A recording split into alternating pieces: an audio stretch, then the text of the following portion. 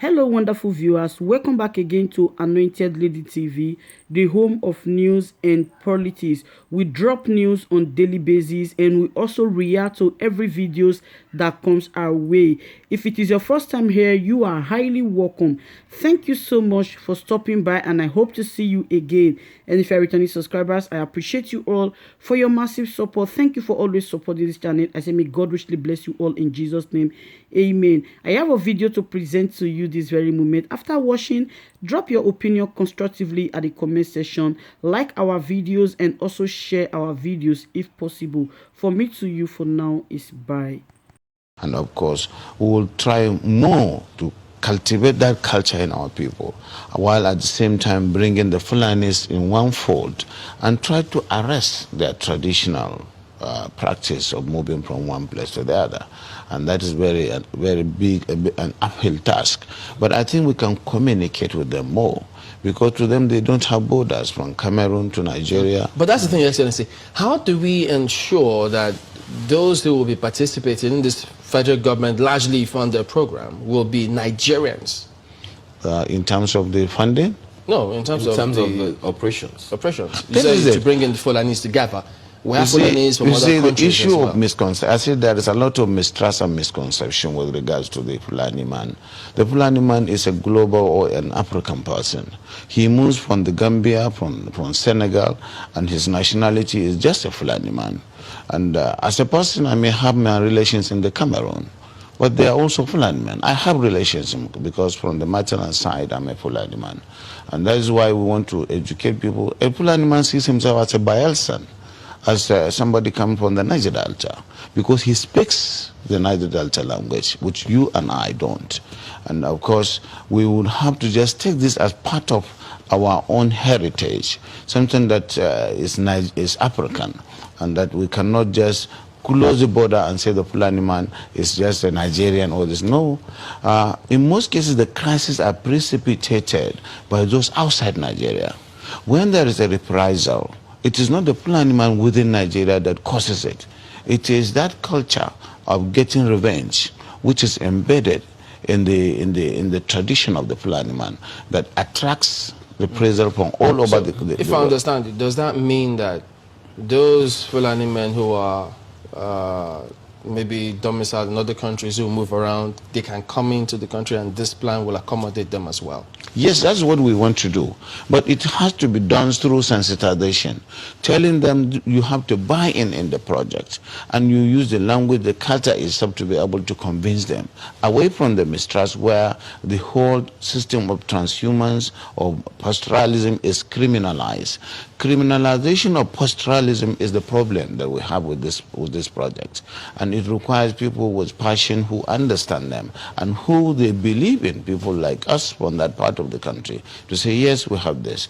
Because today there is no limit to the accusation that this and that has happened and it is the Fulani man who caused it. There is no tribe that is not, that you don't have this criminality in. But certainly the way and manner we do it is really exacerbating the crisis and the problems. Will there be any form of documentation of all the people that will be, yes, we are within that? Oh yes, that is going to give Nigeria the opportunity to really have the best in terms of documentation in the demographics. Because, as I said, the Fulani man settles anywhere he can feed his cattle.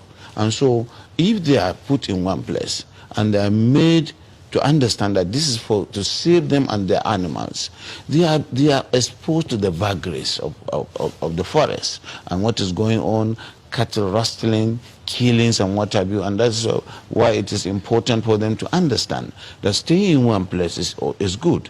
And of course, in terms of the best practice of carrying the meat, the cows and the lorries. Let's stay with that security angle for a bit. Is there going to be, this plan going to be a fenced enclosure where anyone who comes in is secured, so there is no one that can just come in from anywhere else? No. It is going to be a colony, and a colony does not require a fence. You will understand it is not going to be a prison. You will understand the reason why people are concerned, because of all the security issues that have been happening over time. So if that... These forests are there anyway. If you don't occupy them and create a colony out of them, they create places for the criminals. And today, that's why you have the Sambisa forest, because it is not being utilized. But Your Excellency, much as yes, I mean, they're fantastic. We have met a lot of them who are Fulanis as well. But the concern too is, why should federal government use resources for this country to accommodate Fulani men who are not Nigerians? You see, as I said, we are already accommodating them. Do you delineate and then really know who is not a Fulani man from Nigeria? They are all Nigerians, because I said their identity, their own citizenship is Nigerian, even though we have relations all over the world, all over Africa. And so, presumably they are Nigerians. I think you get me. That is the misunderstanding. They move from one place to the other, and they have relations, kith and kins in all the parts of the country, and even outside the country. So that is why our own population is fluid. You cannot certainly not say this is the population of Nigeria. So this issue. Let me come to you, President Buhari, because in some ways you represent what we fondly call the giant of Africa, right? You're the largest economy on the continent, the most populous economy on the continent. A significant part of that economy are young people. And in my mind, Nigeria has always held the place that education was, at an individual and societal level, was seen as such a critical issue.